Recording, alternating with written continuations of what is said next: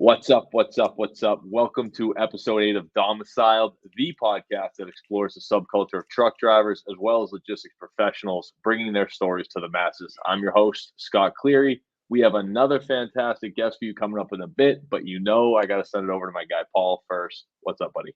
How we doing? How we You doing? know, you know, we know what I'm going to say. You could say it for me. I don't. I don't. What do you say? Every episode, all smiles all the time, baby. Oh God. Okay. You know. You know. All Oh, right. man. All right. All right. All right. No, man. Everything's good. A lot of travel. I think that's probably my answer every Yeah, time. that's like But a common theme, man. no, no. But no. You know what? Not to jump right into weird things going on or like Oh, please news or do. anything out Please there. do. But have you caught up with this longshoreman strike? No, so is as of October 1st it's supposed to kick in, I right? don't know if it's happened yet, and I don't know a lot, but some of the conferences I've been at, people clearly are pretty attuned to it.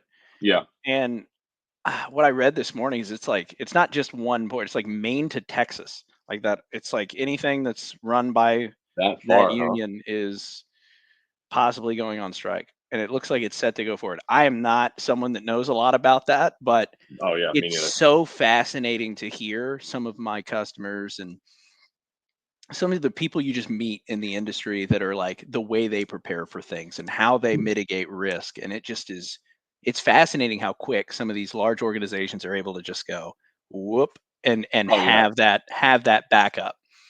gotta, I just gotta, or find else that you'd implode, right? fascinating. But yeah, it's pretty interesting. I just pulled it up here. I pulled up AP, Mhm. and it looks 45,000 dock workers.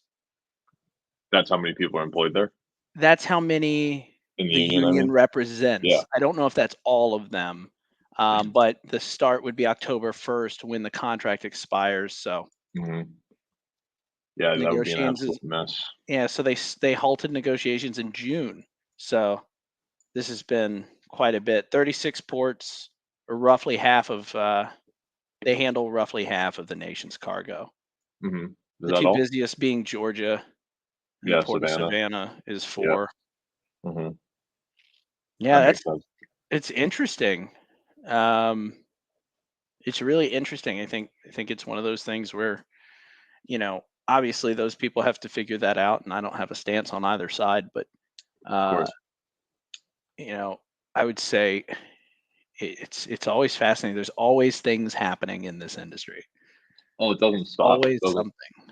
Oh, yeah. I mean, whenever whenever I get a meeting push, like, there's been jobs where I've been frustrated if a meeting pushes or whatever, but frankly, like, again, Rev Nova, I'm selling to freight brokers for the most part and some carriers, and Hmm. whenever a call pushes, I just reply with, "Hey, no problem, freight happens," because I know Yeah, it's all either or they don't want anything to yeah, do with me anymore.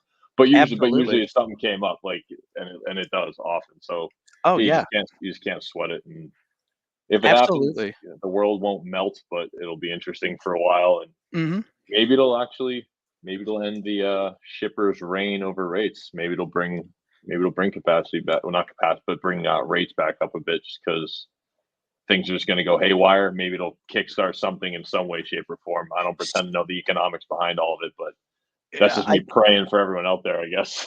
yeah, I can assure you someone will take advantage of of doing arbitrage between, the issues that are happening now. But Yeah. I feel the same way. I talk with folks that are mainly in manufacturing, warehousing. If you have a slip, trip, fall, I get messages, maybe once a quarter from someone I'm working with, like, "Hey, I'd love to talk to you, but I've had an incident and I can't Oh, talk yeah. about it." And it's like, man, you feel, that it's a dangerous industry, that we service, for either from the trucking standpoint, from the warehousing standpoint, the manufacturing standpoint. You talk Top to of folks that funnel have been in selling it. tech. Oh no, I'm going more so to our customers. Um, but yeah, it really is you learn something new all the time. Just the little things, especially around safety. I think it seems that that's been, quite a push. When I talk to large organizations, it seems to be the biggest thing they care about right now is how do they keep their people safe and the people that come to their facility safe. And I'm sure Hmm. brokers feel the same way for the most part. How do I keep my drivers safe? How do I keep the goods safe? How do I keep theft, right? How do I prevent anything there? But yeah, no, Yeah. it's been super fun.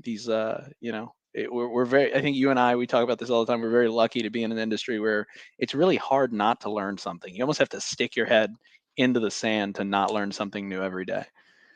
Oh, absolutely, man. And I'm somebody who tries to avoid everything but my own little bubble as much as possible. And Yeah. but still, yeah, like you just anybody you talk to or just clicking around LinkedIn a little Mhm. bit, you'll see something. Yeah. Um, So be honest, Scott, before we go yeah, to our guest, yeah, yeah. you like to stay in your bubble. You hmm don't do any social media for the most part. Are you just watching like the 5 p.m., 8 p.m. news, like local Yeah, news? Like what are yeah, you with doing? my smoking jacket and my pipe. No, dude, I don't know, like like growing Are up, you like reading? Have you no, been I should reading? be. I or somebody recommended a bunch of like business centric books to me, and I ordered all 8 of them like all gung ho, and I've got like 20 pages in the first That's one. how it works. You got to buy one at a time. Yeah, it's embarrassing, but it's Mhm. just me because like I just like my comfort is just chilling out watching TV, doing nothing.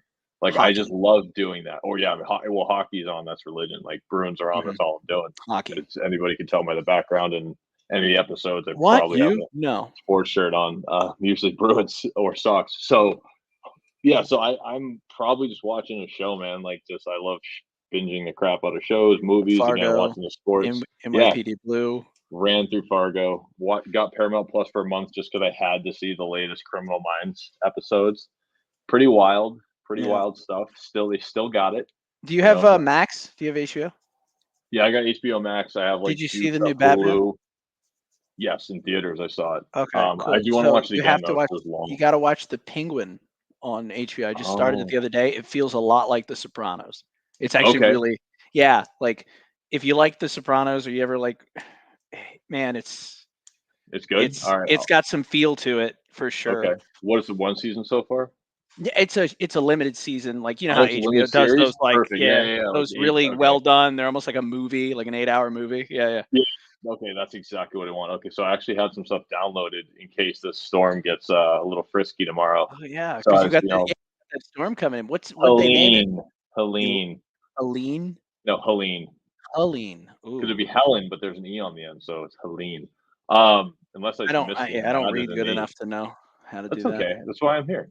But Thank yeah. God. So like I don't know, the Cones. It's just as good a chance of it crushing us as it is of crushing New Orleans. But it looks like it's gonna bend the friggin' panhandle right over a barrel there and come in. It's supposed to be like a Cat 4 when it hits, maybe a Cat 3. So it's pretty strong. So if internet's a little not great tomorrow, maybe I'll tonight I'll download Penguin. I already downloaded some stuff, but you just sold Yeah. me on that one pretty hard. Yeah. So I I'll think I say, will too. I guess I gotta tell you, aren't you glad you got those windows, bud?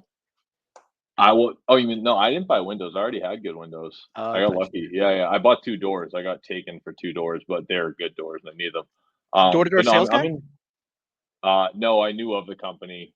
I Yeah, I knew of the company, so I'd reached out and like I knew it was one of those hard sell first call things. But I mean, I didn't want to go find some bargain. Like there's certain things I don't bargain hunt for. I'd rather just get it done. So, Sushi, anyways, doors, got it. yeah, sushi. Yeah, Tattoos, exactly. Yeah, yeah. tattoos. Yeah, Storm no back of doors, the yeah. hand.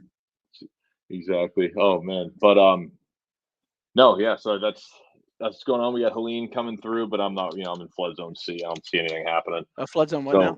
So They've C. got Oh what's yeah, that? like A. So A is like you're gonna if somebody spits a big enough loogie, you're gonna flood. Oh, Yeah, that's like coastal, and then B. B is a little further in, and then C is further in, even more further in. It's like I don't need flood insurance. My last home needed flood insurance, mhm. and the last time we had like a bad storm down here about a year ago, and I guess somebody told me who lives on that street that actually guy who works with us now, Gary. He lives on the street and told me it looked like it got a little flooded. And now with this coming, like I'm especially happy I don't live there. I can't even imagine. My car almost got totaled living there once, just from a storm, not a hurricane, just flooded. Hey, I engines got don't like lucky. getting wet. No, but luckily we're on all the Florida ones. You're on a bit of an incline, so the Ah, water didn't get to the weep holes. Both me and my girlfriend at the time, my ex now, had to have our carpets like pulled out of our cars and replaced, but that was yep. the only damage. So we'd have to total them. That Okay. would have been a real bummer. I bet that water stinks. Yeah, it's like brackish, so it wasn't too bad. It was more fresh, but yeah, it does at low tide, but luckily it wasn't too bad with that. In the end, my cars got towed and replaced, so I never really smelled it. There it is. But yeah, yeah. But anyways, Welcome to I digress Storm too. Talk with Yeah, Scott welcome to Cleary and Storm Paul. Klystron 9. Um, but What do you think? Should we bring him in? Think it's time? I think it's time. I think All it'll. right. I think the people want to know. I think We'll we got to send give it the people over. what they want. We need to get some cool intro and outro music eventually. Get some sound effects. We'll get there. Maybe this guy can help us because our next guest has actually spent over 25 years in freight and logistics, starting in '99 as a driver. He loves nonfiction, staycations. He says because he's been on the road enough, and he can be found on his YouTube channel aimed at helping truck drivers fix and maintain their own equipment, among other things. Boasting over 47,000 with a T subscribers. Welcome to the pod, Adam at DIY Semi. How's it hanging, my dude? Good. I don't mean to interrupt this version of NPR going on tonight. So if you guys, can I get the barometric pressure and dew point from you? I can get that in 5 seconds. What do you want? Dew point? Let's get it. Hey, I don't even know how to. I don't even know how to spell that. In a very monotone voice. So it's 81 right now. Humidity 82%. That's about normal. Dew point. Where the hell did it go? Dew point's usually here. I don't know. It's gone. Dew point's usually around like 73, 72, which I think that means when it'll rain, right? Like what temp it's got to hit for it to rain, or is that just way off? And I sounded more unintelligent than this shirt I'm wearing. Yeah, that was good. That was good. Thank you for that. Can we not talk though about the Middle East? Yeah, coming up next. Neither one of you wanted to take a stance on this port strike, so I'll go ahead and kick. Please do, right sir. Talk about people who can't read the room. You're in the middle of a rebounding economy, with a fragile economy, inflation running rampant, and let's not forget an industry in a world where automation, AI, and autonomy is just begging to take your job. And in that industry, they could replace a lot of that industry with autonomy, AI, and automation. And you're going to go on strike and cripple transportation in this country. Mm-hmm. If you're going to do it, you could wait for just a little bit of better time. We're in a recovering economy. It's not really a time to go kicking your fellow countryman right in the crotch. It's just like working at McDonald's when they wanted the $15 an hour minimum wage, and the owners took the opportunity. Well, I can kind of replace most of you with a kiosk in the lobby, right? And then about the other half of you with a robot that can do some of these things. Which is crazy. It's a lack of foresight. It's either that or it's intentional, one or the other. So you decide for yourself. Do you think that? So your stance is that they're kind of gambling without enough leverage on their back foot to really do anything. I mean, it's just a poor timing to do something like that. Well, it's poor timing leverage. And the fact that yeah, I mean, the timing is poor. It really is. Like we're starting, just cut interest rates. Things will probably start moving. Imports will probably start picking up a little bit, and you're gonna choose the time. You're not. Those are well-paying jobs. They're pretty good. Yeah, they're union. Yeah. Yeah, I don't know anything about it. I've never met anybody in it. Longshoremen make pretty good money. Yeah. So they make what's the issue? What's the issue where they're trying to strike? Yeah, I'll have to read into it. I'd be curious about what they're missing. I just don't know. I'm not educated enough to have an opinion on it. But yeah, Adam, I was hoping you'd know. Again, I bury my head in the sand whenever possible. So yeah, for better or worse. I don't know. Yeah, exactly. But yeah, I mean, to your point, right? Like you said, if you're in a union, it's again, it used to be a coveted job. Like if you got in the union, like you got your vacation, you got your sick days, you got all your federal holidays, all the government holidays, the banks get, the benefits, you like, again, unless you're like a complete scumbag with a lot of, and I know this because my mom works in a union, like unless you're a complete scumbag with a laundry list of offenses written against you over time, like you won't get fired. If you're in, you're in. Like my mom had a terrible coworker. She works in a kitchen at a public school, and like it took her 7 years for her to finally like get the lady out of there. And my mom's not vindictive. Like she's the nicest lady. It's crazy. So yeah, I mean it's I don't know. Well, skip that. Well, go ahead, Paul. Go ahead. His the bat phone's ringing in the Oval Office. No, I actually think that's Russia calling from the.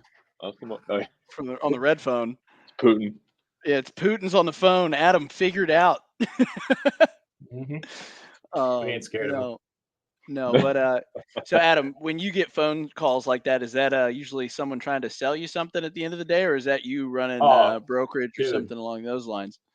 Well, the company phone's been just blowing up today, and mostly bad news. But I get probably at least 30 dispatch services and lending companies, and we can fix your car warranty, whatever, a day. It's just out of control. Yeah, it's so funny you say that. There's people I talk to that say, I get a lot of calls in a day, and maybe one of them is worth picking up, but I can't tell which one's worth picking up. Yeah, you have to answer. Not to be a worth customer. it. Yeah, I have to answer every one of them. Could be a customer. Yeah, I'm not going to sit here and say I haven't. I can't sit here and say I'm not completely nice to them. Ever develop some games to play with them and have special names for those games. I can tell you off the air, but sometimes we have a little fun with it.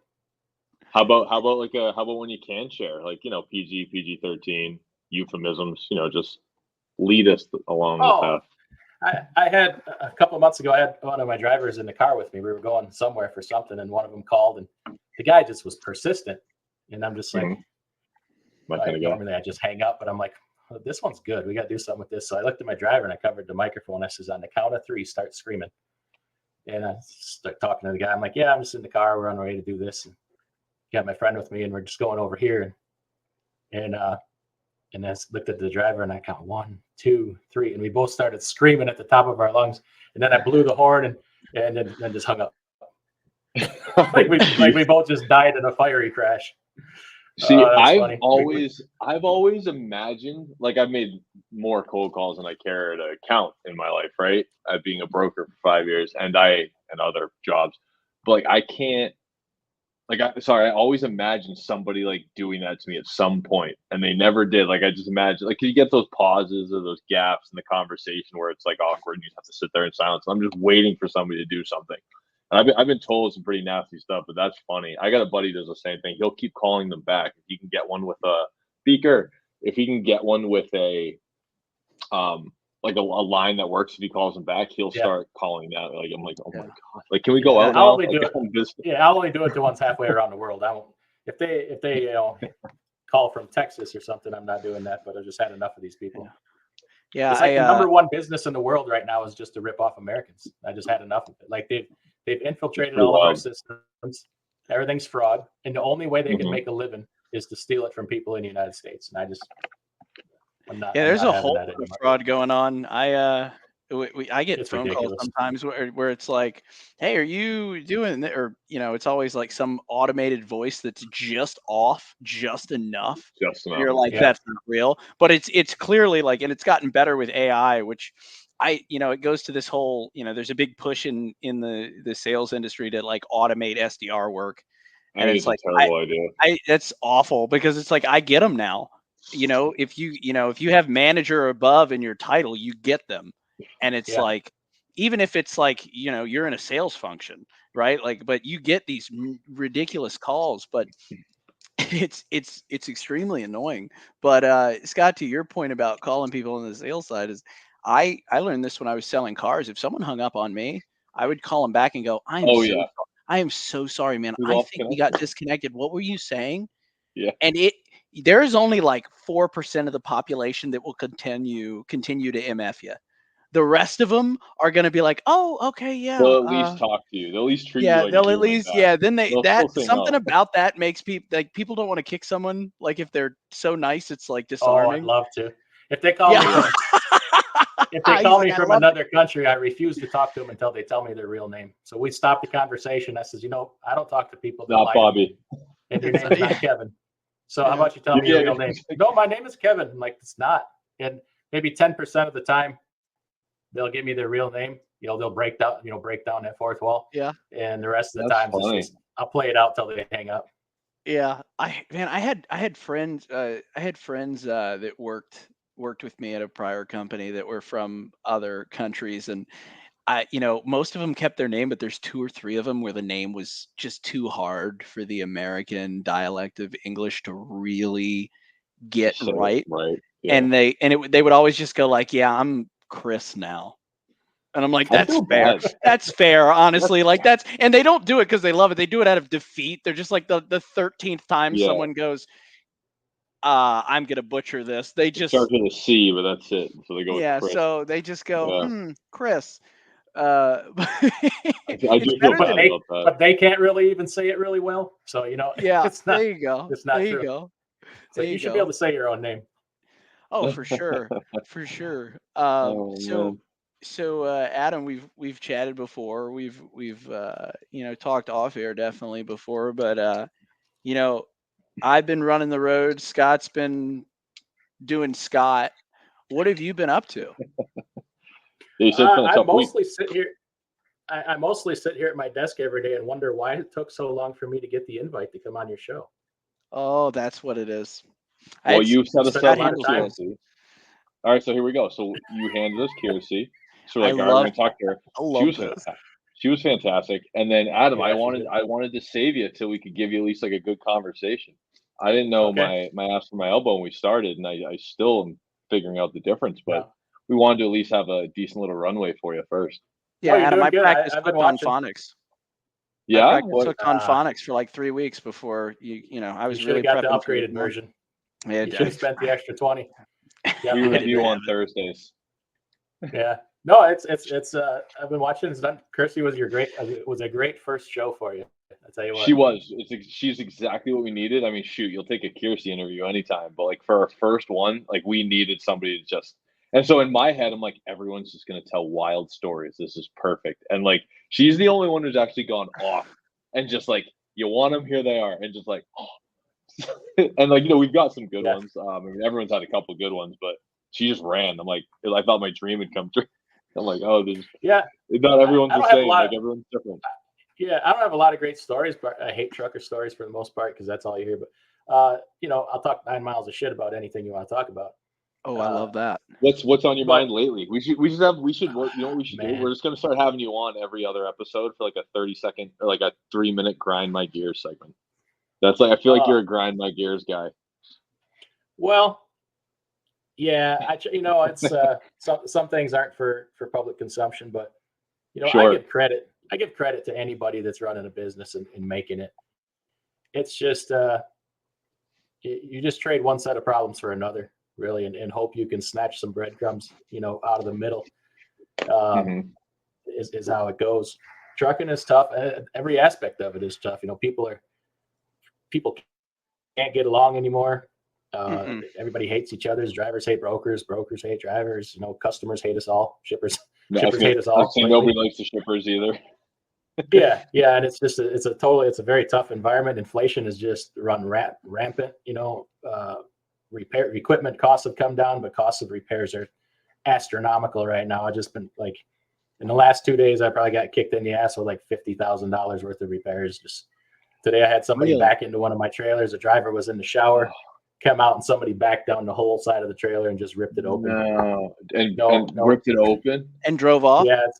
Yeah, drove off. There's got to be cameras. The cameras are never good enough. Not that part of the lot. Isn't that crazy? We can see we can see a star 400 million light years away, but we can't see the parking lot. Oh, that was my alert. Oh, hurricane coming. That's Helene. Yeah, so a lot of that's been going on, and just an increasingly difficult business crisis due to, some of the people we were just talking about with the fraud and everything. Even as a legitimate carrier, it's extremely difficult. A certain portion of your day is just taken up verifying who you are and extra calls and steps like that. It's in addition to everything else you have to do. So, but all that's expected. The equipment, you expect it to break, you expect loads to go this way and that way, but the unpredictable part is people. And that's a whole thing of you got 20 different people, you got to manage them all equally, but they all have to be treated different because everybody's got their own needs. And it's everybody's keeps asking, how many trucks do you want to have? What's your goal? I'm like, my goal is to make it through the day. Like, and they think I'm exaggerating and being like avoiding their question, but no, literally, like, I need to get these things done today for today, and we'll worry about that tomorrow. And then, hopefully the weekend you can maybe just have a couple hours to yourself, because the middle of the night is fair freaking game anymore. The phone just rings at night. And, but you have to answer it, because what if a reefer goes down or somebody had an accident or whatever? I need, it's nonstop, but it's the life I chose, and I'm grateful to have it. I mean, I could have other people's problems. I'm kind of in a weird situation where my problems, I have just as many or more problems as everybody else, but my problems are very different. Sure. Just because of some of the things we focus on. Like, I have trouble lately covering my freight, trying to get drivers here and there, and having enough where other people are starving out, and we're every day getting these new opportunities thrown our way.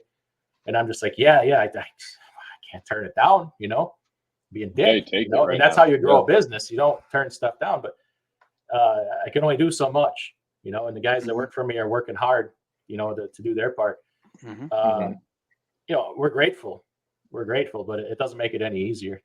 I think it'll be worth it in the long run, but it's tough to go through, as is anything. Things are tough to go through sometimes, but you plow through them and make the sacrifices, and we're all making sacrifices right now. Yeah. And mostly I just want to kind of live till Friday, and then we'll worry about next Friday. And then at some point, we'll start looking 6 months down the road. Yeah. Bit of survival mode right now. Makes sense. Yeah. Not a lot of sleep. And getting bit by the maintenance and repair bug right now quite a bit. But it is what it is. You said something earlier I wanted to ask you about. You said you spend a lot of time just verifying who you are, and you were kind of referencing fraud. I have seen some things on LinkedIn that it sounds like in some cases, and I don't know how, I'm just not connected with that space as much as I have been, but I think I saw in a couple spaces that people were posting, hey, like brokers saying, pick this up or I'm going to put a freight guard on you, or like using that to their advantage. And like, I'm curious your take on, with all this fraud and no one really trusting each other, and people, kind of suddenly having all these tools that weren't here 10 years ago. Like what have you had any experience with that? Yeah. So there's a lot there. I haven't had anybody say, pick this up or we'll freight guard you. I think that's insane. They'll try what they think they can get away with somebody. Mm-hmm. And I think we put on a persona that we're not going to go for that. Mm-hmm. We don't talk that way to them, that we don't even hint about that with them. And we try very hard to deal with the same people all the time. We try to stay off the load boards as best we can. And we're building some really strong relationships off load board. Don't get me wrong. We still have to use the load boards because everybody, you need certain loads all the time, but we've put massive efforts into staying off the load board. So there's that. But the fraud is a huge problem, but also now what we're facing is the tools that were invented or to deal with some of the fraud. The tools are becoming a problem. Because they just compile massive amounts of information and they don't differentiate anything. They don't do it. They don't vet it. So there's this new company called Highway, right? You guys are familiar with Highway? Yeah. I was all for it. I was all for it at first. It was a great idea. I'm like, I can see how this will really help. Well, they've become one of the biggest problems because they compile. Oh yeah. Most of my problems are due to Highway. So I need you to dig into that.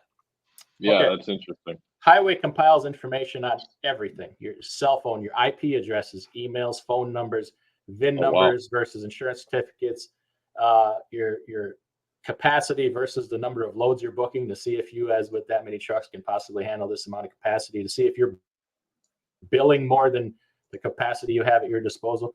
It's just in depth, right? An IP address. So it started off as, well, I used to run 2 trucking companies for a legitimate reason. I wanted my owner operators on one company. I wanted my company drivers on another company. 100%. You pay them different. You run different loads. Yeah.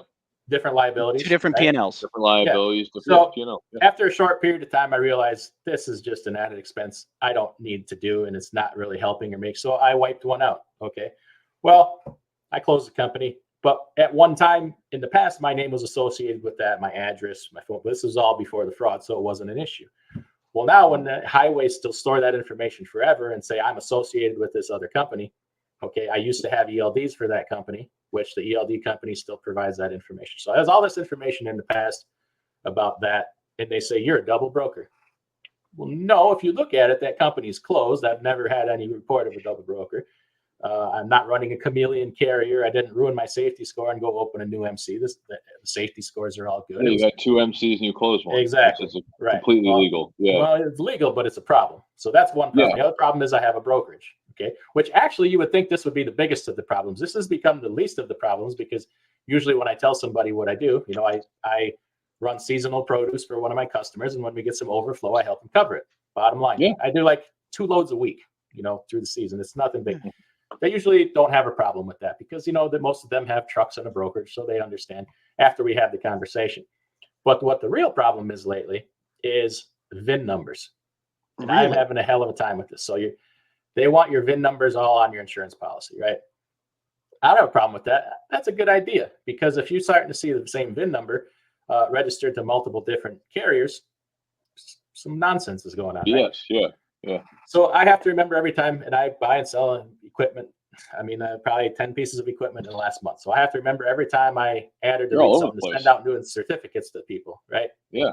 Whatever. Don't mind. That's not hard.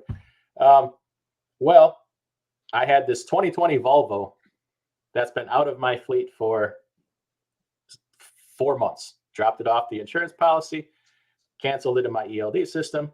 Took that ELD, put it in another truck. That truck is gone out of my company. Well, my ELD company is still showing it in my fleet, but it's not on my insurance certificate. So Highway says you have an unregistered truck and you have the ELD in it. It's not on your certificate. I'm like, I don't have that flipping truck. And even so, if I sold that truck to somebody else with the same brand of ELD I have and they registered it in their ELD, well, now that VIN number that I owned at one time is in somebody else's ELD. So they think that's fraud. It's nothing of the sort. Like, what am I supposed to do? So I buy used trucks. At some time, they were in somebody else's system. I only can buy brand new trucks now because that VIN number at one time was registered to another carrier. And I've gone to the ELD company. I've gone to Highway several times. They'll fix it. It'll be fixed for a day, and then it's right back to the way it was. I've threatened them with a lawsuit. So a lot of brokers will take this data and dig into it and say, okay, this is no big deal.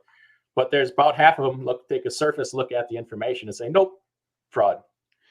And I get that don't because so much of that goes on. Yeah. Well, it's all time. Time is everything. So if people are brokering in this information, especially the ELD company reporting it to Highway or whatever, they have an obligation to make sure that the information is correct. Mm-hmm. You have that obligation. If you're brokering the data and it's electronic slander to my company is basically what it is, or libel, whichever is, I don't know if it's whichever it is. And I think there needs to be some legal action taken to where if you're going to do this information, you better make sure it's right. Because otherwise, how can you tell the difference between fraud and legitimate activity? Right. And now you can't just aggregate. No.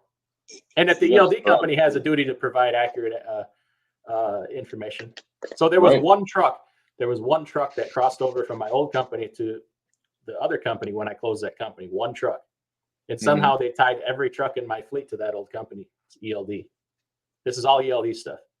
What does this have to do with anything that I can't look? It's all legit. Like I could document all of it, but nonetheless, it's harmful. And there's brokerages I pulled a load for yesterday that switched to Highway today. And when I fill out the new Highway packet for them, we can't do business anymore. I might have pulled 50 loads from. There's a brokerage out of Nebraska. If I told you their name, you'd know who they were. I've had to have pulled over 100 loads for them. They switched to Highway. I can't pull a load for them anymore. They won't override it? No. Like as a company policy, they won't override. Yes. No, they can go in and override their policies. They won't do it. Right. I'm like, I've pulled. So you've had multiple brokers say, sorry, we're not going to override this. Just company policy. If it shows up any flag, it's just a no.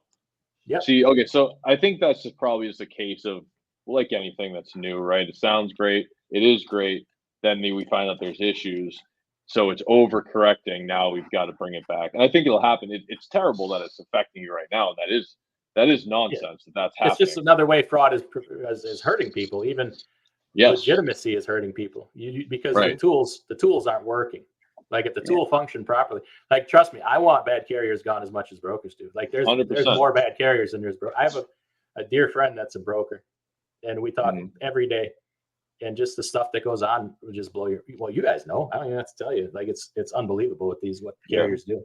I have a friend that's an auto broker, and he says 100% is double brokering. They bring people on with different MC numbers under theirs. Like the truck, the MC number you book will never be the truck that shows up to pick up your car. It's so funny you say That's that, Adam. When I sold cars, we would buy a lot of cars from the auction in Pennsylvania. I cannot recall what it was. Oh, it's right Manheim. Manheim. Yeah. Manheim. Yeah. And Did I get that right? you did. And it was always confusing. There was always so much confusion. And okay, these are all mine. That's not mine. Why is that here? And there was a different car that was supposed to be on here that's not here. Oh, you dropped that off in Maryland? Oh, great. And that was a constant in that space. And that was in 2018, 2017. So car hauling is ripe with fraud. I bet. Makes sense. I bet. I also never can understand when I see one going down the highway with one vehicle on it. Oh, are you? I can never understand when I see one of them going with one car on it or one vehicle, and I'm like, what? Well, they might have had others. They just dropped them. Yeah. Yeah, dropping them off periodically or picking them up periodically. Yeah, I'm always like, man, I hope that's not your whole thing. Yeah. It's like it's like a partial truckload, bud. Yeah, I just cars for some reason it doesn't make any sense to me. I know, right? Click for you. And damn Jetsons. Oh man. So I'm just gonna completely pull this, like, not left as in bad, but take it anywhere you want to go. Different direction real fast. Put us right into a bridge abutment. Yeah. So I just really loved how you explained your go-to road trip snack in a menage a trois kind of way. Oh yeah. So so tell us about this. Tell us about these go-to snacks and drinks. Why these? Little Debbie, Mrs. Fields. Yep. Ooh. Betty Crocker. Yeah, we got an unhealthy relationship. It's a little X-rated relationship with them three. They just throw a little Rockstar Recovery Orange in there, and it just gets weird. Hey, don't get me wrong. There's no Uncle Ben funny business going on in here. It's just us. It's me and the girls. You and the gals. You the gals and splitting a Rockstar. Four ways. Oh God. That's too funny. So will you go like one of each and just get after it in a car, or you're saying those are your three favorites? We'll smash some Little Debbies, man, because let's face it, they're also economical, and I like nothing better than a bargain. They used to be 99 cents, and now you're looking at $2.29 for a Swiss roll. Get the hell out of here! Come on, man's got to keep up his blood sugar. You keep those gains, Adam. I know. Oh, God. Too funny. No, I do. I am a sucker for a Little Debbie every so often. I love the no, I'm gonna forget what the hell. Nutty Buddies, the Chex Mix. What are the wafers with the peanut butter and the chocolate around them? Nutty Bar. No, not Nutty. No, a Nutty Bar. Yeah, the Nutty Bars, dude. Those are they're basically the Little Debbies. They're stupid good. Anything wafer. You're not gonna slip any of these snacks by me. I got the inside track on the bootleg snacks. Come on. He's like, you got the Jag with all that. Right. Is it bootleg snacks? What are bootleg snacks? They ain't hit the market yet. It's like those new Nikes you see on Amazon because somebody hijacked the truck. They hijacked the FedEx truck and put it on the Amazon. They dropped a container. They pulled a container right here from Singapore. Out of the ocean. Yeah. Oh man. Where that cargo ship went down. The Mercedes. Cheap Mercedes runs kind of waterlogged, little water damage. Yeah, I always get made fun of. My favorite's a Payday bar. You know that with the peanuts all around it. The peanuts and the peanut butter. When I was 7 years old, I liked that too. Yeah, see, it's just I never grew up. It's my favorite. It's my favorite. I look at it, I'm like, you know what? At least there's some protein in this. Oh my gosh, stop it.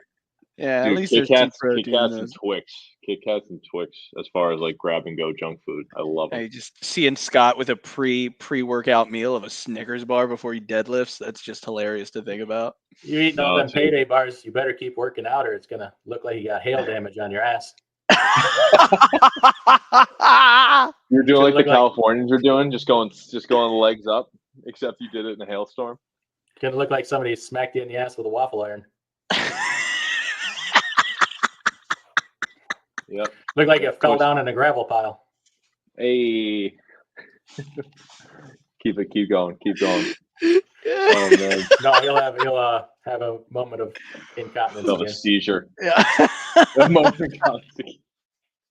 Like back when he was 8. Back 3.5 hours ago. He owns up to it. Oh boy. It's subtle. So Adam, dumb question, smart question, somewhere in between. Hopefully dumb. Yeah, right. Ask a dumb one so I can criticize you and make me look smarter than you. Oh, hey, dude, I'll do that all day. So let's go. So, why truck small but trailer big? Hot shot. Maybe But not that also, dumb. Just why? Oh, okay, tone it up a bit. I didn't know if we were talking like tone it all the way down. Me use less words, so use less time. Save time, more efficient. Kevin. Yeah. Now that I understand. Okay. Yeah. So we talk to folks. There's this hierarchy that I always ask about, and it seems to be, it's my favorite question. I didn't even realize it existed until maybe our second episode, but I have to ask, and eventually I want to put out some chart. Yeah, I'm slow. So it seems all I know about this hierarchy is, and this is not my opinion, but between drivers, it seems that who's in order doesn't necessarily matter, but it seems that dry van's at the bottom. Okay, and then the bull haulers seem to be at the top. We've heard bull haulers and like flatbed special. And then everything else is just kind of in between. And I've been desperately trying to put it together. What's what and where. Well, think about it. Love an infographic. You're increasing the level of skill proportionate to a dry van. You can put anything in it, close the doors, and drive. Right. And then probably go to reefer where you got to pay a little bit more attention to the cargo. You got to run your temperatures right and be responsible for that. Right. And then you go. Well, you put doubles and triples, takes a little bit more skill yet to maneuver those things and not get yourself in a situation where you'd have to back up. Flatbed, you got to, learn to tie down and have a little bit more physical activity and use this thing between your shoulders to make sure your shit don't fall off your trailer. Right. Are you going in your own ascending order right now? No, just, the level whatever ascendance. Yeah. You could probably put change some things around. Tougher, easier than flatbeds. Yeah, I mean that's a hard labor job. It can be. I did it for 7 years.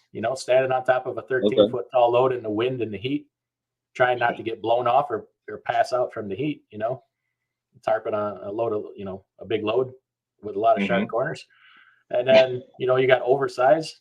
Where you really better be paying attention. Level of responsibility, also the level of skill with the level of responsibility goes up in each step. And then bull haulers are just different animal. You're knee deep in poop inside the trailer, and then you got to keep that thing moving or your cattle's going to die, from the heat or starvation or dehydration or cold or well, you got tanker in there. That load can shift, and you better be paying attention. And the same with bull hauling is that load can, something scares them animals, and they all decided to take a hard right, you potentially go over, with the animals. You can't tailgate at all. Like you got to be real careful transporting cattle or horses, or because you said if you hit the brakes, they're going, and like that can't happen. Yeah, and you got to get in the trailer with them, get them out of there. Sometimes, and you got to move. Like you better be a hard runner. Because that thing's got to move. The cattle will die. Well, it's always a fifth wheel too, right? Like an RGN. So like there's no CDL behind it. You're just going. Like there's no hours. Cattle hauling? No, cattle hauling is CDL. Oh, there's hours? Oh yeah. Like you hours of service? I don't know if they're back yet. Well, they don't care. I mean, they just go. They're outlaw. For the most part. But they got rid of the ELDs for bull haulers for a while. I don't know if they still have the exemption or what, but I'll keep up on that. Yeah, because I was going to say the guy we were talking to last told us that is for every couple of hours they're going, that animal's heart rate's going really fast and it's losing weight. And every time it loses weight, the value of what you're hauling is going down. And they're trying to get, I think it's actual pounds. It is. It's just pounds. Dehydration, too. And you're going to lose a certain number they can trample each other to death. Jeez. One falls down, the other ones are going to stomp them to death. So the longer they're on that trailer, the odds of losing money are going up. Yeah, I mean, it's fuel, time, and the cargo is, I guess, expiring. Yeah. Yeah. And I imagine they must move that's probably a group of folks that's very like niche, but I imagine they're moving all the time because those meat plants, they're hungry. You know what I mean? That's a tough job. It is, because, if you manage to eke out a couple hours of sleep, you got, how many head of cattle behind you stomping each other, beller and bloody murder. Hogs are the worst. I can't sleep next to a hog hauler. Just the sound. I don't care about the smell. I grew up on a farm. The sound just, it gets to me. Them pigs are stomping each other to death, and they're squealing bloody murder. So, and they're fighting. And probably eating each other. Yeah. Yeah. Can we go back to the snack conversation? That was really dark. Oh yeah. Oh man. Now give us the hierarchy of truck stop snacks. Ooh. Oh. Top 5, bottom 2. Bottom 2. Debbie. No, bottom 2 is anything fruit, like bananas or apples or oranges. Well, I'm gonna tell you why. You go stand in the truck stop bathroom one day and you see how many people actually wash their damn hands when they're done in the bathroom before they walk out. And then they got to walk out, and they can't just pick a freaking banana. They got to touch every damn banana in that basket. Yeah. You don't ever eat it. At least the banana, you peel it to eat it, right? Yep. Apple or an orange is off limits. Don't ever eat truck stop. I don't care if you wash it. Like, you eat orange peels? Oh, touche. I forgot about that. I don't eat oranges. I hear you though. I hear you. Yeah. I hear you. That's gross. Yeah, don't ever fall for that. All right, now we get the top 5. Or you got another one. Fruit's 1, and now what's the second one on the bottom before we get to the top 5? Well, I was putting apples and oranges as that. But we can't. It's just fruit. Here's the problem is I care more about inflation and the cost than I do about. Okay, inflation's aside, you have a $150 gift card that some broker gave you, and you're going to spend it just at. Well, now see, I got to make that $150 go as far as I can. All right, man, it's unlimited. You're fighting the losing bottom. Yeah, you're just picking. You're not paying for it. Your last snack you ever get to buy. Yeah. Well, no, don't do that because he's going to get economical again. I would just want to know the bottom 2 and the top 5. I like your Reese's peanut butter cups. Oh yeah. That's probably my weakness right there. It's probably number 1. Top? That's got to be number 1. Okay, now let's go 2. Reese's Cups number 1, huh? It's a solid choice. Probably very solid. Probably. Well, it also depends on what region of the country you're in. So if you're up by me in the upper Midwest and you got a Quick Trip, right? Quick Trip's got the lockdown on pastries. So you got cream-filled Long Johns, you got cherry and apple turnovers, right? You ain't getting this. We don't live like animals. We like good pastries. You're not going to get that other places. I know. All right. So now you get. So let's say it's, in theory, wherever you are has all of it. Do you go Midwest Quick Trip pastry, or is there another region that you'd put in there too? That's got a sweet treat. Well, then you get into your stops that have a Krispy Kreme dispenser in them. All right. Then you got to go. Then you got to go. Your chocolate cream filled round donut or the blueberry. But then, that exists. Anything Little Debbie's a close number 3 or 2. Swiss roll or Nutty Bar. Mm-hmm. Those pre-made cookies. I mean, what are we doing here? What are we eating? Cardboard? No one likes a hard cookie. No. So no biscottis in your future. Or then you got your trail mixes and stuff. We 7 That's years old. That's like F tier. I don't know. Yeah. Trail I'm a sucker. I don't do enough yoga. Yeah, but you do yoga, Scott. No, I don't. I used to. I should still be doing it. Did you stop in the last couple of weeks? Okay. Last year, dude. I was terrible at going. Some of these things we should discuss before you come on a podcast. Right? No, what's funny is I was going to yoga and then I got a girlfriend. Jesus Christ, we're in the firing line with Adam all day today, Adam. He's like, you guys should have me on earlier so I can pick on you. It's great. Oh, you should give me one that I'm highly caffeinated. Oh, it's red. Oh, boy. Yeah? We need a recurring segment. You turn into your own version of a Midwest Bill Burr. Oh, yeah. That's exactly what I thought. Yeah. Bill Burr's electric. I saw him in person. Nice. That was fun. Up in Ohio. He was making fun of them for being like Southern. He's like, I don't get it. You're not in the South. Why do you act like I mean, again, I'm paraphrasing. It's not going to be funny, but like he was just ripping on them the whole time and actually using like Southern accents and stuff, but calling himself out for using Southern accents because I was in Columbus, and I guess around Columbus, it's the city and then just nothing. So it's a bunch of like farmers and stuff, and he was just like mocking them, like they pretend like they're like rednecks, as he was calling it, but like you're from the Midwest, like. So he's going back. But anyway, saw Bill Burr live. Carry on. Anyway, when you're caffeinated, great story, Scott. Yeah, it was better in my head. It always is. Yeah. But yeah, the. So you guys, where were we? You guys want to know everything about trucking. So I'm gonna give you some. Yeah. Some things seem to not be so familiar to you. So if you're ever in a truck stop, right, and you go to use the restroom, and you're in the bathroom and you see empty water bottles laying around. Mm-hmm. You ever see that? Don't. Can't say I recall. I didn't notice. Probably thought it was trash. Yeah, don't be touching those. Don't be touching those. They're not empty water bottles. So Piss bottles? No, not exactly. There's a certain segment of people that use those because it's forbidden for them to touch toilet paper. False. So those, I'm out. no, That's straight gross. up. That's what, and then they just leave them there for people like us to have to deal with. They suck water up and. No. Yeah. So that's gross. Like their own bidet. Yeah. Beautiful. Yeah. And and then I don't know how you wrap that up if you don't have toilet paper. I'm guessing probably with a hand, and a lot of people don't wash their hands. So yeah, that's a thing. And are you familiar with like people that like they stand there and just blow snot rockets into the sink and like hock loogies and wash their feet in the sink? Yeah. That's kind of gross. So basically, truck stops are plagues of disease, and like don't ever go to one and don't ever touch anything. And then like you walk around outside and people have peed and pooped there. I don't know when this thing started with you just poop anywhere.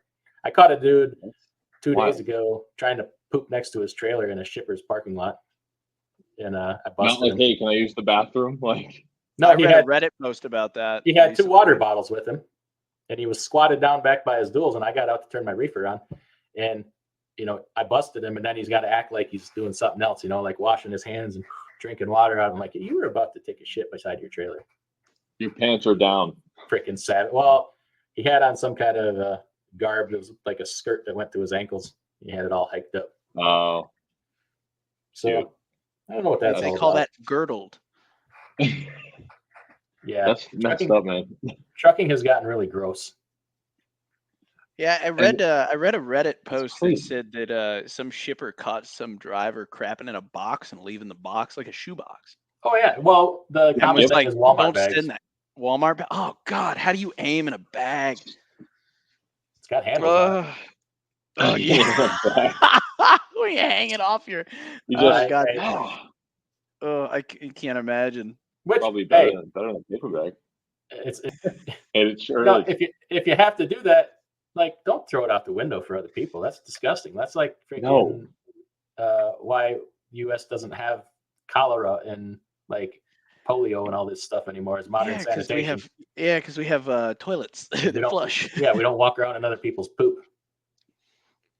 Not yet. It's bad. It's everywhere.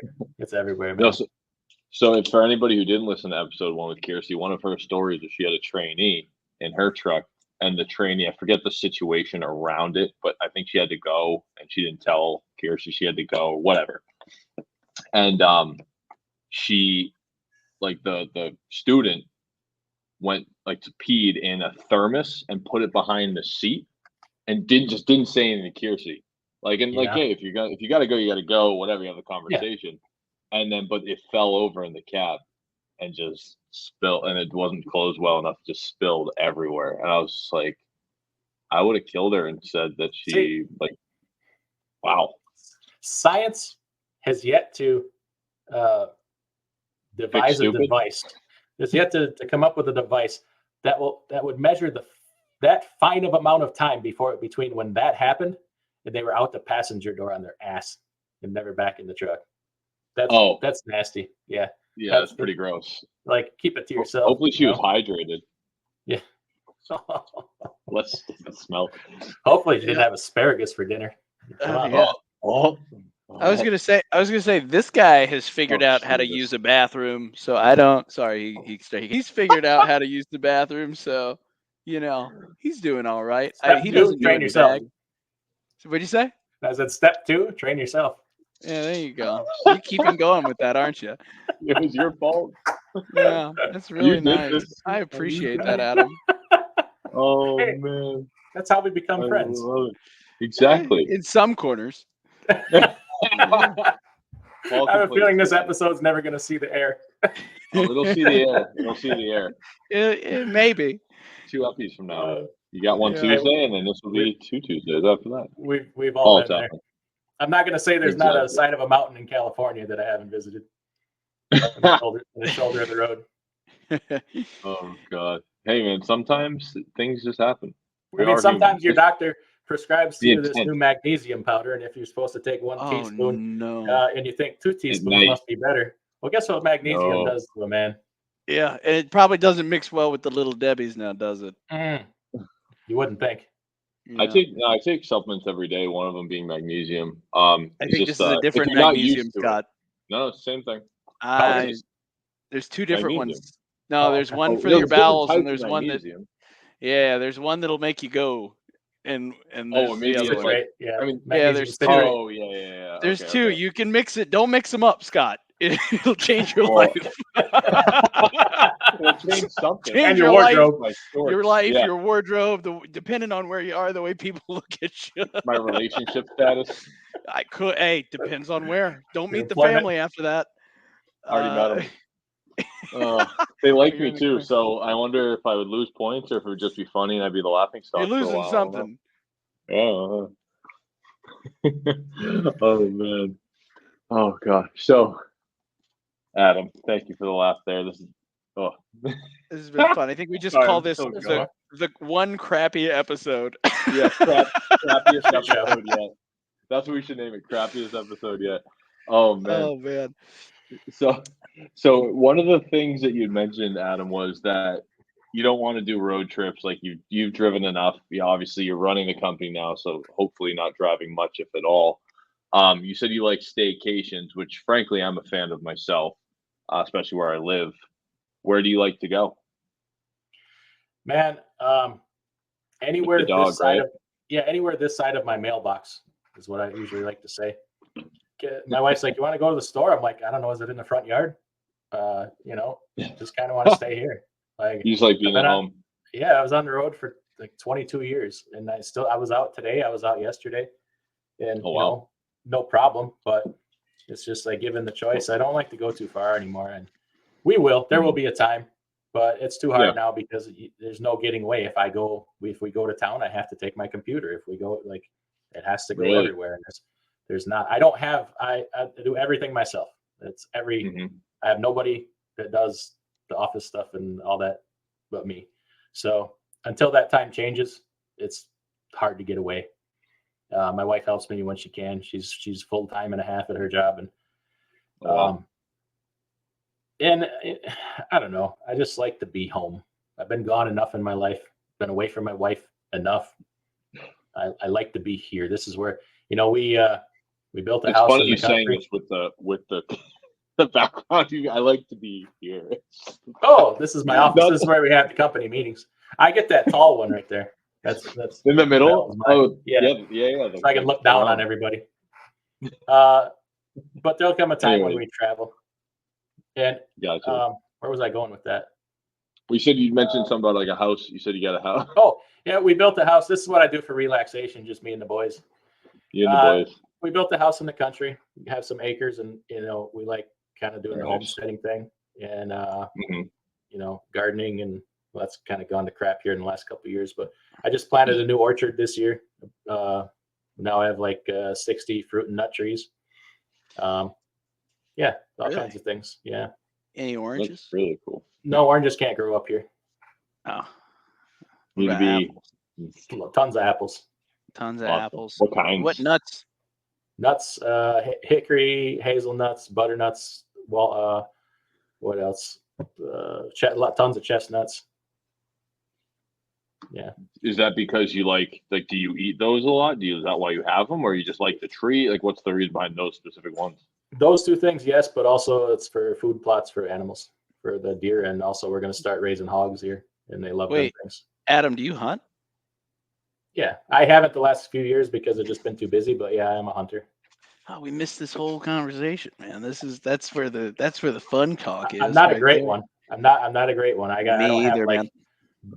awesome stories. Mostly when I hunt, I go in the woods and I sit down and fall asleep because it's so quiet. It's so quiet and peaceful and just amazing out in the woods that I'm just like, this is what you're supposed to do with life, you know? And And then the one time I woke up and there's this monster staring me in the face about 20 yards away, and we just looked at each other for a while, and I'm like, well, one of us has got to do something. So I just whipped the gun around and took a pot shot, and I missed, but that's my only great story. Right now we're hunting bear back in the woods. Oh, shoot. And mostly deer. And that's what you were face to face with, a bear? No, I was a deer. It was a buck. It was a deer. Oh, okay. How many points on that bad boy? No idea. Enough for him to whip the gun around. I was impressed by him. I think he probably could have made some kind of he'd be like one you see in a magazine or something, but he was crap. Definitely no kind of record, just a really nice sized deer. Real nice looking deer. Yeah. That's the funny thing about them. They show up when you're not ready, and they're never there when you are. And you can have everything perfect and not see anything, and then you go up there and be half awake and loud going in, and sit down and go, man, I'm not going to see anything. And you hear it behind you, and you turn, and there's just and he's standing there looking at me like, what's this idiot doing sleeping in the woods? Yeah. Who are you? Yeah. It's a good time. Like, unbelievable. Nature is good for you. Get you some of that. What do you guys hunt with out there? Rifles, shotguns? You can do either or. Interesting. There's even a black powder season. Yeah, that's my favorite. That's my favorite. Yeah, that's where I'm from. Guy. Yeah. There's all kinds of different hunts. Yeah. Do you like venison, or when you do it, is it just kind of for the trophy? No, I'm not. I'm gonna be perfectly honest with you. I've only ever shot one buck in my life. I've shot all those. Hey, there's nothing wrong with that. Yeah, I'm not much into the trophy. I don't see there's absolutely nothing wrong with it. I'm not one of those people. It just doesn't really do anything for me to have a head hanging on my wall. Like, I'm not into that. Yeah. Yeah, I think it's some people like it, some people don't. I mean, Scott, you saw it. I've got I did a European mount where it's just the leather with the horns, because I thought the whole head, that's just creepy. But I feel like if you get a really, really big one, you're like, you know what? I want to keep this. But for the most part, you want to just, most of the time when I've hunted, you're doing it for the farmer that's begging you to come in. And it's like, please, for the love of God, I've lost 30% of my crop last year. I need you to come in here. And I could tell you a few stories about that you wouldn't believe, from back in the 70s when we first bought our farm. Yeah. We had like 90% crop damage. What? Yeah. We were right on our farm was right on the edge of a refuge. Well, they slipped right over, ate their fill, and went back. Yeah. Oh, it was horrific. Like, we couldn't even. You had fences, or like what were you using to keep them out? They don't care. You can be like the wolf they don't care. And stuff. They don't care. They'll jump it. Yeah. We ended up. DNR actually worked with us throughout the years to help get that down. They gave us they used to put those cannons out there, and then they built a 10-foot fence around one of our 80-acre fields, and that did help for a while. But eventually, they just said, "Here's 100 tags. Go shoot them." No, you could shoot. If you wanted to, you could have shot 50 a day. And just like, you have the tags, do whatever you want with them. Yeah, but you had to give the deer to the DNR. Yeah. Oh, okay. Yeah, you didn't get to keep nothing. It was just for the crop damage. Really? Even meat you couldn't keep? No, they were special. Yeah, it's like tags. A culling. It's like culling. It's a completely separate. Completely separate thing. They do that with the one or two. Fill the freezer. Nope. No, and they were straight, like, they were hardcore about it. And the ironic part is one of their ways to cut them down was they reintroduced wolves, and then they boosted the black bear population. Now there's no deer to be had, because the bears eat the young ones and the wolves get the big ones. Yeah. Now the wolves go after the cattle. So you like, jeez. There's no good Probably balance. another problem. Yeah. You got to let nature do its thing. Yeah. Yep. You got to let nature take its course. Cull a little bit to help there. I mean, culling helps the herd. Like, it's of course, you're still killing something. All the PETA people can freak out or whatever. But like, especially where I'm from a small town. I'm actually from an island, and there's only so much food. So if there's, you've got to have the Jamaican. season. Yeah, I was thinking that. Lots of deer. No, I'd be careful about saying you're an island boy. I start to think a certain kind of way about you. Yeah. That was you got a brother? Yeah. I do. 9 years younger. So see how equal opportunity. Yeah, no, absolutely. I love it. But Adam, yeah, it's goblet. Talking about the hunting thing. I mean, I think there's a lot of people that have like a different view of it, but I'm always curious when I talk to people that do it. I always feel like I have more respect for the animal than people that don't, because it's like I've spent so much time in the woods looking at them. Yeah, and not even shooting them. I joke like I've shot more in my head than I have in real life, because there's so many you pass up. Like me, I do care about a trophy, and if I see a little guy come out like this, I just put my gun down and watch him. Yeah, and we have deer. I have deer that live right in my backyard, and like every day you walk outside, there's deer in the yard. It's just normal. But they're the coolest creatures, and they're so slick, and they're just like they're so attuned to like that thing's gonna hurt me. I'm out. And they're so slight, and you'd think, oh man, they're brown. You could see them in all the green. Nope. True story. You're not gonna. So, I call my wife. What the hell? I forget the name. Anyway, you got your wife's name? The lady I was comparing her to. So about 3 weeks ago, I was out on the road, and she walks out front, and there's a deer standing at our patio. Like, we got a concrete patio in front of the house. There's a deer standing right on the patio. And she said, "What?" It's a young one. Like, what the hell's going on? So she walked up to it, and it didn't run away. So she's like, "Well, is it need something to watch?" So she brought it some water, and it wouldn't drink. And she walked up, and she just could about touch it. It would reach out and sniff her hand and stuff. And then it backed up a step, and it had a big gouge on its front shoulder. Like it came up for help or something. Like it came to us for help, right? The story gets better. So she's trying to give it water or figure out what it wants, what she can do to help it. Well, and then it got a little spooked, and it trotted off about 20 yards. We had this little brush line, and it laid down in the brush. She's like, "Well, what do I do?" I'm like, "Well, the wolves or coyotes are going to get it tonight, whatever." So call the DNR. Like, we're not doing nothing. So they call the sheriff's department. Sheriff's department comes out.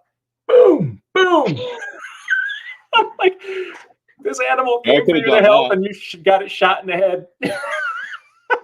That sucks. Did she know that's what they were going to do when she called him? I did. But I mean, you're sick. Well, you want to let it get eaten alive by freaking coyotes, or do you want to? It's better to get popped quick. It wasn't gonna, it was a respect. Did it look like it was shot, or did it get? It got hit by a car. I think it got hit by a car. But it was weird. It like came up to the house for help. Yeah. There's some weird stuff like that. I mean, I had for a second when you were talking about it, it made me think about, in the Midwest a lot. Over the last few years, I've heard about, them getting encephalitis. Yeah. And they got the mad cow. The prion disease. Yeah. They like go crazy, and it like their brain shuts down, and it's holes in your brain.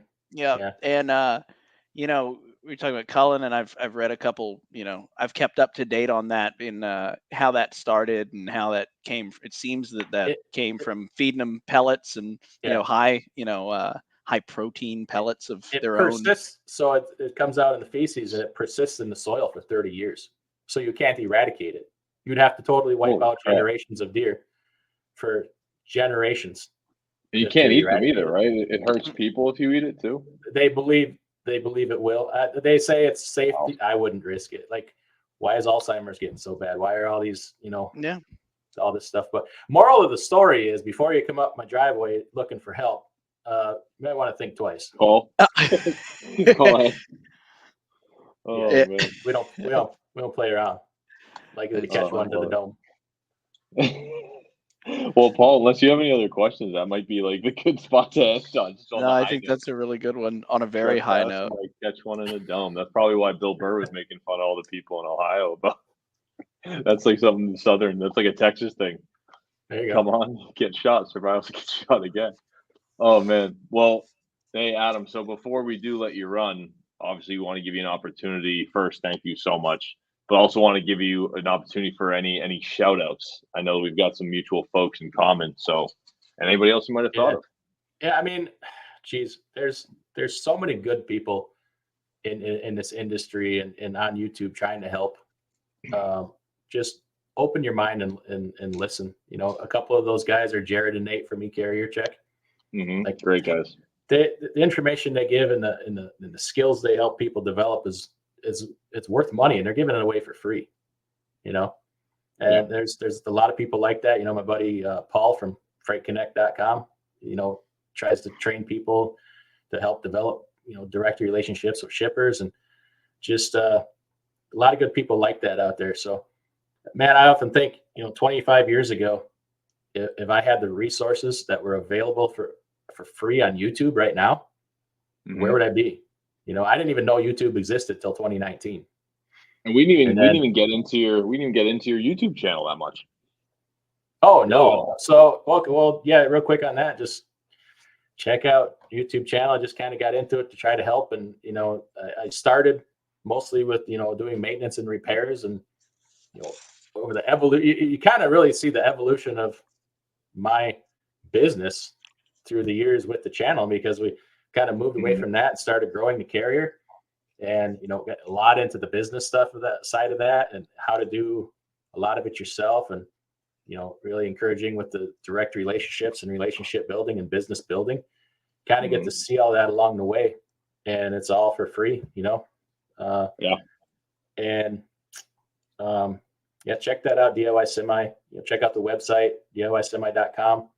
I launched my own fuel card, for people, for pass all the discounts along to the truckers, rather than keeping a large portion of it for ourselves. We're making a lot of things happen. We're going. I tell you what, man, it's interesting when you start to evolve in your business, and you kind of just, if you can get out of your own way, get your own ego out of the way, and just listen and learn and go along and just go down that road, and you start to see all the little things that happen in other aspects of the business that you never knew about. Like, you know, in the brokerage, I do a little bit of that. That's really not my main business. That's just for the future. The behind the scenes with freight is nothing that the average truck driver thinks that it is. They think they are the key piece of the puzzle, the most important piece. Nothing happens without them, which is largely true. Okay, that freight has to move, but there's so many other things that happen with it before you get into the picture and after you get out of the picture. You are a major piece of that puzzle. Like, you have to be part of it, but don't think that those other pieces are less important. They're extremely important, and especially if you want to go places. If you can educate yourself to those other pieces of the puzzle and develop your skills in those areas, like, you're just going to go so much farther than you ever thought possible. Very cool, man. Very cool. We appreciate that. So again, a second high note to end on, I guess. So yeah, check Adam out at DIY Semi and DIYsemi.com. So his website, as well as YouTube, like we said earlier, over 47,000 followers. We definitely hope to get there someday. So to that, check us out on YouTube, Instagram, and Spotify at What's Domiciled. And we hope to see you next time. Thanks again, Adam. Thank you.